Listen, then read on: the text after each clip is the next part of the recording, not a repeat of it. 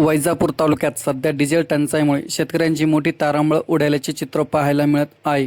संपूर्ण देशात जाणवत असलेल्या डिझेल तुटवड्याचा परिणाम आता वैजापूर तालुक्यातही दिसून येत आहे। आज सकाळपासून मुंबई नागपूर महामार्गावरील साई संकेत पेट्रोल पंपावर डिझेल भरण्यासाठी वाहनांच्या लांबच लांब रांगा लागल्या होत्या। अनेक शेतकरी सकाळपासूनच डिझेलसाठी प्रतीक्षा करत असल्याचे दिसून आले। शेती मशागत, पाणी पुरवठा आणि इतर कृषी कामासाठी डिझेल अत्यावश्यक असल्याने शेतकरी चिंतेत आहेत। ज्या पेट्रोल पंपावर डिझेल उपलब्ध असल्याची माहिती मिळते त्या ठिकाणी मोठ्या प्रमाणावर गर्दी होत असल्याचेही पाहायला मिळत आहे। दरम्यान पेट्रोल पंप प्रशासनाकडून योग्य नियोजन करण्यात आले असून नागरिकांनीही शांततेत व शिस्तीत रांगेत उभे राहून डिझेल घेतल्याचे चित्र दिसत आहे।